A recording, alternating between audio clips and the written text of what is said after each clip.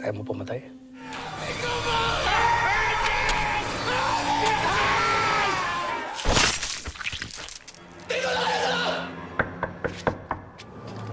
Sa ngalan ng Ama at Anak. Isang nakakatakot na virus ang kumalat sa iba't ibang panig ng lugar, ginagawang bloodthirsty zombie ang sinumang mahawaan.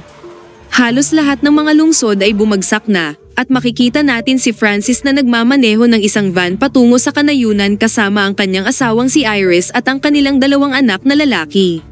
Mapapansin ang ilang bakas ng dugo sa van, malinaw na sila ay nakaligtas sa isang malupit na pakikibaka sa mga zombie. Dumating sila sa bukid ng ama ni Francis sa kanayunan. Upang maiwasan ang anumang sakuna, inutusan ni Francis ang kanyang asawa at mga anak na manatili pansamantala sa sasakyan habang siya ay papasok sa lumang bahay na mag-isa upang magsuri. Maingat na binuksan ni Francis ang pinto ng kwarto, at kaagad umalingasaw ang baho ng nabubulok na laman. Ito ay kanyang ama na matagal nang patay sa kama. Mula sa baril sa kanyang kamay at mga marka ng kagat sa braso, halatang infected siya ng zombie at piniling kitlin ang sarili niyang buhay. Kakatwa, hindi man lang nakaramdam ng lungkot si Francis, at sa halip kinuha niya ang baril sa kamay ng kanyang ama at hinubad pati ang relo nito. Nang aalis na si Francis ay tinawag siya ng kanyang ina mula sa malayo na halatang naging zombie na rin. Bago pa makapag-react si Francis ay biglang bumagsak sa sahig ang itaas na bahagi ng katawan ng kanyang ina. Paulit-ulit na sinabi ng kanyang ina ang salitang sorry pagkatapos ay biglang sinugod si Francis. Kinabukasan, matapos makumpirmang hindi kontaminado ang supply ng tubig, nagpasya si Francis na dito na sila manirahan ng kanyang pamilya. Gayunpaman, si Iris ay halatang nag-aatubili. Noon pa man ay umaasa na si Iris na magpapatuloy sila tungo sa Hilaga, kung saan ang malaking bilang ng mga survivor ay nagtatag doon ng kampo. Pero wala siyang magawa sa desisyon ni Francis na manatili dito. Nang maglaon, tumungo si Francis at kanyang anak na si Josh sa storage shed upang maghanap ng mga supply, para lamang matuklasan ang mga itlog at isang matandang inahing manok na nakakulong sa isang hawla. Kinilabutan si Josh nang makita ang bangkay ng isang lalaki na nakasabit sa kisame. Nang mapansin ang mga susi sa baywang ng lalaki, inutusan siya ni Francis na huwag maging duwag at kunin ang susi. Habang kinukuha ni Josh ang susi, biglang bumagsak ang bangkay sa kanya. Gamit ang mga supply na nakuha nila, ang pamilya ay nasiyahan sa isang masaganang hapunan sa gabing iyon. Sa hapagkainan, pinahayag ni Josh ang kanyang suporta para sa ideya ng kanyang ina na magtungo sa Hilaga sa paghahanap sa kampo ng mga survivor, ngunit binaliwala ni Francis ang kanilang opinyon. Nang gabing iyon, nagising si Francis sa isang bangungot. Nalaman natin na noong bata pa si Francis, madalas siyang inaabuso ng kanyang ama, kung saan ikinukulong siya sa basement ng bahay. Kahit dumaan na ang maraming taon, nananatili pa rin ang trauma sa dibdib ni Francis.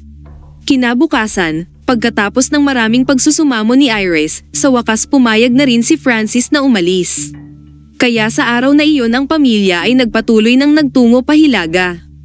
Ang kanilang paglalakbay ay medyo ligtas, na walang pakikipagtagpo sa mga zombie, hanggang sa makarating sila sa isang tulay at tumambad sa kanila ang mga nakaharang na sasakyan at ilang bangkay, at bukod pa doon ay hinarangan din ang tulay na siyang nag-iisang daan lang nila palabas. Sa sandaling ito, nanlamig ang mga paa ni Francis, iniisip na may dahilan kung bakit hinarangan ang tulay. Ngunit nagpupumilit si Iris na magpatuloy. Lumabas siya ng sasakyan na may dalang machete, balak na putulin ang barbed wire. Gayunpaman, ang tunog ng machete ay nakapukaw sa atensyon ng mga kalapit na zombie. Nang makitang nasa panganib ang asawa, mabilis na lumabas ng van si Francis. Bagamat matagumpay niyang naitaboy ang zombie gamit ang isang putok ng baril, ang malakas na putok ay umakit pa ng mas maraming zombie sa paligid. Agad na bumusina si Josh upang alertuhin sina Francis at Iris dahil ang dalawang bata sa van ay nasa malalim na problema. Takot na takot sila lalo na't pinalibutan na ng mga zombie ang buong sasakyan. Pinatay muna ni Francis ang isa sa mga zombie, pagkatapos inakit niya ang iba pa para habulin siya bago tumalikod sabay kumaripas ng takbo. Sinamantala ni Iris ang pagkakataong ito para makatakas sa mapanganib na lugar kasama ang mga bata. Samantala si Francis ay naubusan na ng bala. Mabuti na lang nakakita siya ng isang granada sa patay na sundalong zombie. Pagkakuha nito ay agad siyang tumakbo na nakipagpatintero sa mga humahabol na zombie. Pagkatapos bumalik si Francis sa kanyang pamilya na sinasabing nasira daw ang kanilang van. Walang choice ang pamilya kundi ang maglakad pabalik sa lumang farmhouse. Sa katunayan, ang van ay hindi talaga nasira. Kaya lang ginawa niya itong rason upang wag nang tumuloy sa norte ang asawa kaya nagsinungaling siya at sinabing may aberya ang sasakyan. Sa pagdaan ng mga araw, inayos ni Francis ang generator sa basement kaya nagkaroon na sila ng kuryente at napaandar na rin pati ang aircon. Unti-unting sinimulang tanggapin ng pamilya ang kanilang bagong buhay at ang pagnanais ni Iris na magtungo sa Hilaga ay kumupas na. Inaasahan ni Francis na mabubuhay sila ng maayos at payapa. Ngunit isang araw, pumunta siya sa manukan at natuklasan ang isang ligaw na aso. Hindi lang ang nangingitlog na tandang ang pinatay ng aso kundi kinagat pa ang kanyang kamay. Habang ginagamot ni Iris ang sugat niya ay biglang sumigaw si Josh mula sa labas. Narinig pala ni Josh sa radyo ang tungkol sa sinasabing kampo ngunit nakalimutan niya ang pangalan at lokasyon. Muli nitong pinasigla ang pagnanais ni Iris tungkol sa pag-alis sa bukid. Ngunit nanatiling tutol pa rin si Francis, ikinakatwiran na mas gugustuhin niyang manatili dito at makagat ng aso kaysa pumunta sa Hilaga at makagat ng mga zombie. Mamaya sa gabi habang naghahapunan ang magpamilya, sinabi ni Iris na marahil malapit lang ang kampo dahil na-detect ito ng radyo. Nakiusap siya na kung maaaring ayusin nila ang sasakyan upang maipagpatuloy nila ang kanilang paglalakbay at mahanap ang kampo. Ngunit iginiit pa rin ni Francis na hindi sila aalis sa bahay na ito dahil mas ligtas sila dito at hindi rin daw sila sigurado kung ano ang sitwasyon sa sinasabi niyang kampo na baka mas malala pa sa sitwasyon nila ngayon. Kinaumagahan, dinala ni Francis si Josh sa tubuhan para turuan kung paano gumamit ng baril. Gayunpaman, likas na malamya si Josh at walang lakas ng loob na kalabitin ang gatilyo na ikinagalit ni Francis. Sa ilalim ng matinding panggigipit ng kanyang ama, sa wakas ay nagawang paputukin ni Josh ang pistol. Ngunit sa sandaling iyon, napansin ni Lucas ang isang grupo ng mga zombie na papalapit sa kanila. Tila ba ang tunog ng putok ay pumukaw sa mga zombie sa paligid. Habang parami ng parami ang mga zombie, ang pamilya ay nataranta at nagsimulang tumakbo pabalik sa bahay habang hinahabol ng mga zombie.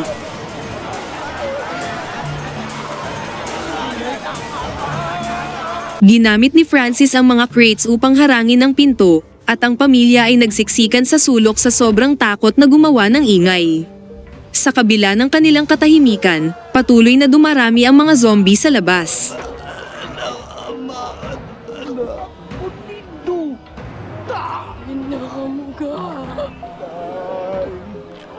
Akmang papasok na ang mga zombie sa pinto, biglang bumusina ang isang sasakyan mula sa labas. Sa kabutihang palad ang mga zombie ay nabaling ng atensyon sa tunog ng busina at lahat ay napalingon upang habulin ang sasakyan.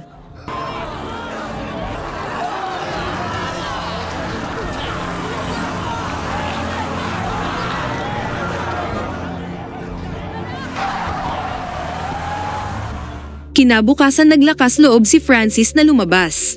Sinundan niya ang bakas ng sasakyan at mga zombie hanggang sa nakarating siya sa tabing ilog, kung saan natuklasan niya na ang kapatid niya palang si Diego ang nagligtas sa kanila kagabi na kararating lang dito sa nayon.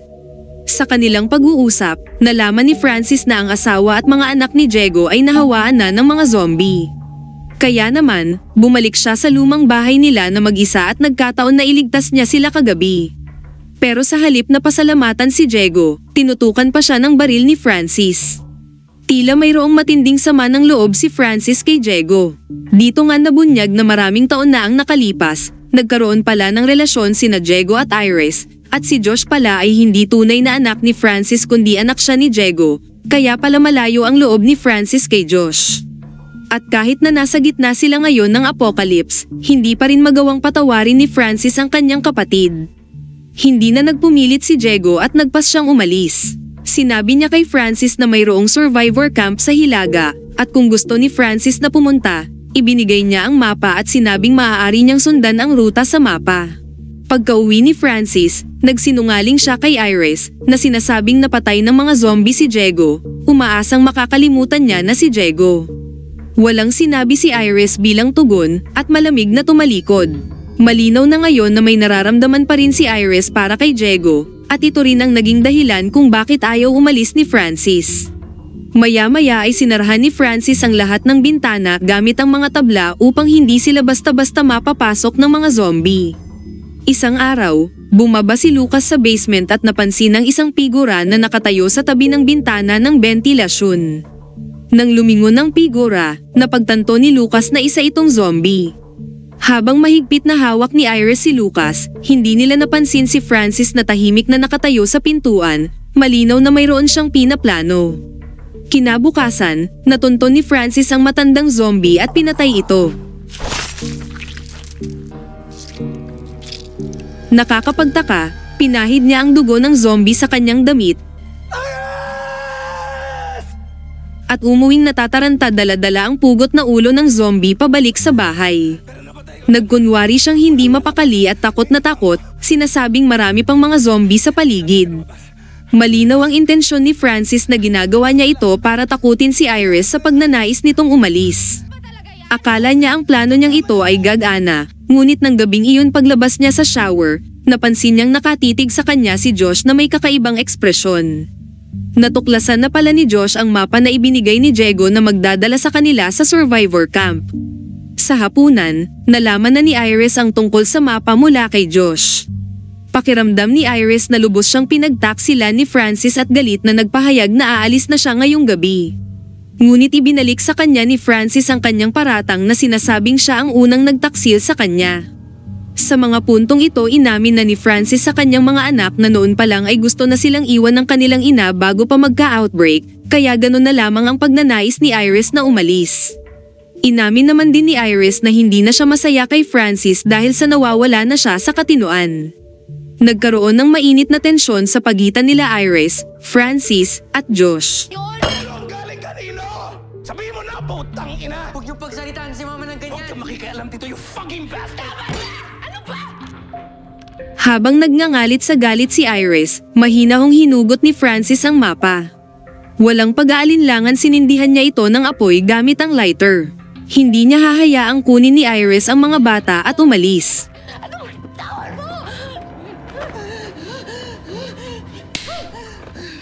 Pagsapit ng gabi, nagdala si Francis ng malaking kahoy para iharang ito sa pinto.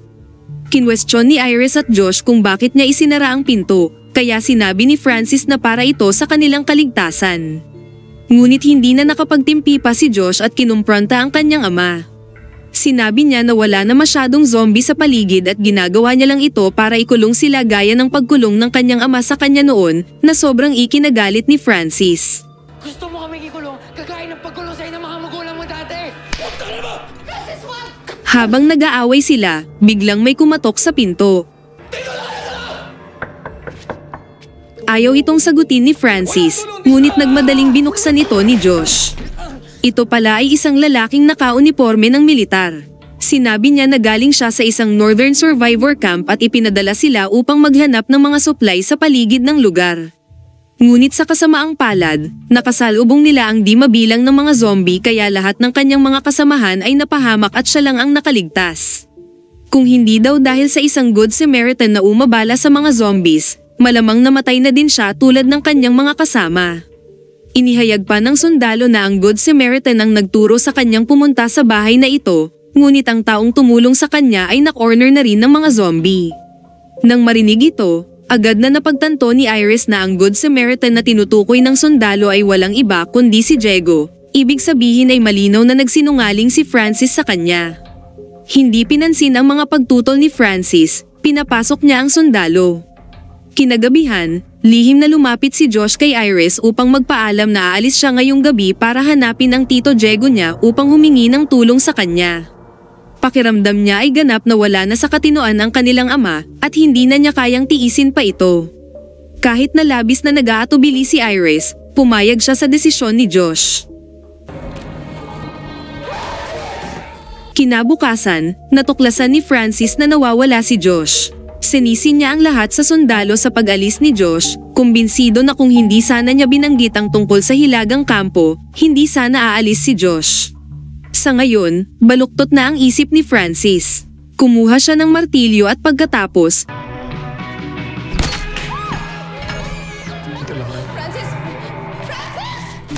nang muling magising si Iris, natagpuan niya ang sarili sa basement kasama si Lucas, at sila ay ikinulong pala ni Francis upang pigilan sila sa pagtakas gaya ng ginawa ni Josh. Nang mapansin ni Francis ang asong kumagat sa kanya, nakaisip siya ng ideya. Maya-maya, dahan-dahang bumukas ang pinto ng basement, at nakatayo doon si Francis na suot hawak niya ang isang plato ng bagong luto na karne ng aso. Kinilabutan si Iris, at nagtanong kung saan niya nakuha ang karne dahil hindi pa sila nakakakain ng karne simula nang sumiklab ang zombie outbreak. Nang tumanggi sina Iris at Lucas na kumain, galit na inihagis ni Francis ang plato sa lupa at walang imik na lumabas.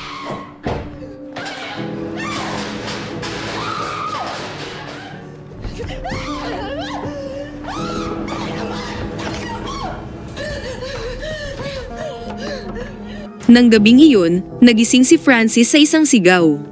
Dahil sa gulat ay nagmadali siyang pumunta sa basement, at nakita niya si Lucas na nakayuko na sumisigaw ng tulong.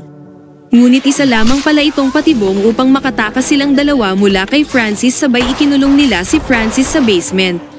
Sa muling pagkakulong niya, bumalik din ang trauma niya sa kanyang ama kung saan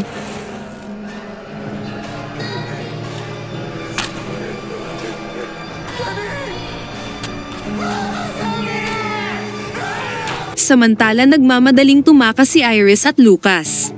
Pero pagbukas pa lang ni Iris ng pinto, kinilabutan siya nang makita ang isang zombie na naghihintay sa kanila sa labas. Ang zombie na iyon ay walang iba kundi si Diego mismo. Mabilis na tumakbo pabalik sa loob sina Iris at Lucas, ngunit nahabol pa rin sila ng zombie na si Diego. Hindi nagtagal, hinawakan ni Diego si Iris sa binti. Bagamat nagawa ni Lucas na ibaling ang atensyon ng zombie, ngunit siya naman ang nilapan nito. Sa basement, narinig ni Francis ang ingay ng kanyang pamilya na nasa panganib. Inipon niya ang lahat ng kanyang lakas, hanggang sa wakas ay nasira niya ang pinto at nagmadaling lumabas. Nang malaman niya na ang zombie ay ang kapatid niyang si Diego, ibinuhos niya ang buong galit dahil sa pagtataksil nito sa kanyang asawa.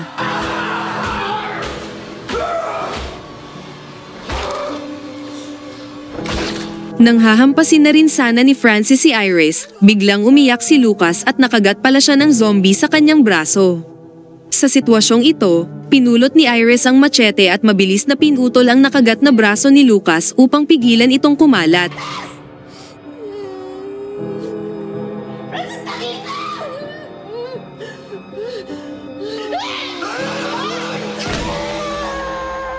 Pagkatapos sinigawan niya si Francis na kailangan nilang isugod si Lucas sa ospital sa lalong madaling panahon upang salinan ng dugo. Si Francis, sa pagkatanto na nasa matinding panganib ang buhay ng kanyang anak, ay agad na umalis at sumugod sa tulay para kunin ang van at dalhin ang kanyang asawa at anak sa ospital. Ngunit sa hindi inaasahang pagkakataon ay nasalubong niya si Josh. Nang makita ang kanyang ama na puno ng dugo, naisip ni Josh na marahil siya ay nahawaan at naging isang zombie na rin. Bago pa makapagsalita si Francis, natakot si Josh sabay aksidenteng kinalabit ang gatilyo. Ngunit paglapit ni Josh ay agad niyang napagtanto ang kanyang pagkakamali. Sa kanyang huling hininga, sinabihan ni Francis si Josh na magmaneho pabalik at dalhin si Iris at Lucas sa Northern Camp para gamutin, at dito na po nagtatapos ang pelikula.